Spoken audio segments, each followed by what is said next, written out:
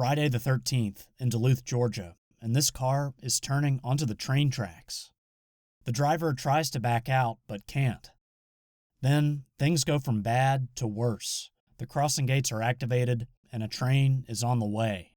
There's no audio in this surveillance video that was posted on the Duluth Police Department's Facebook page, but you can probably imagine what the collision sounded like.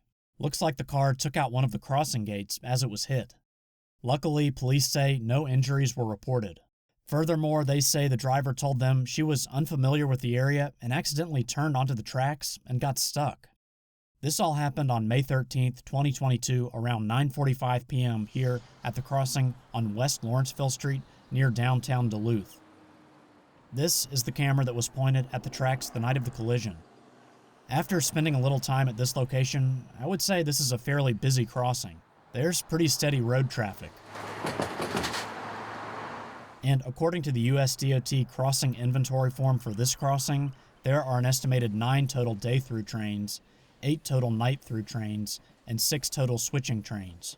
The form says the train count data is from 2021. The tracks here are operated by Norfolk Southern. They go from Atlanta, Georgia to Greenville, South Carolina, and the train involved in the collision was headed south.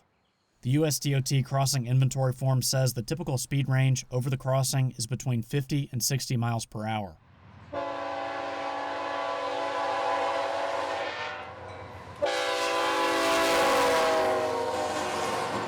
As we should all know by now, freight trains take a long time to stop, especially at those speeds.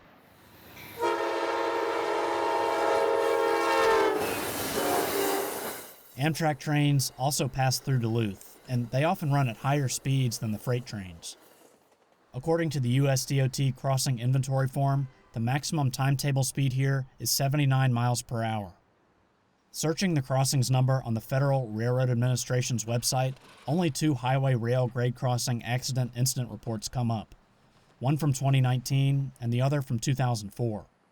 Both involved cars, but fortunately, no injuries were reported after either accident. So what do you do if you see something like this happening, or if it happens to you? And keep in mind, I've mentioned some of these things in previous videos, but I think it's worth repeating. First of all, if there's immediate danger, get to a safe location and dial 911. Now, if you don't see or hear a train coming, find one of these blue and white signs. These are called Emergency Notification System, or ENS signs. They have an 800 number you can call, along with the crossing's number that you can give to the operator to tell them exactly where you are. It's pretty clear, grade crossing accidents are a problem here in the U.S.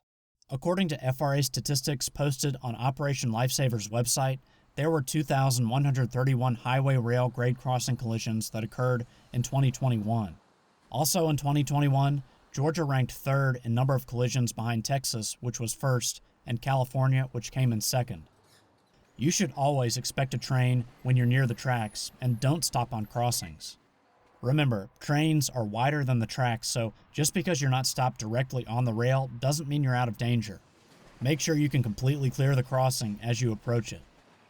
Of course, you should always be aware of your surroundings when you're driving, but you should be especially alert around railroad crossings. You know, all these warning signs and devices are here for a reason, to keep everyone safe.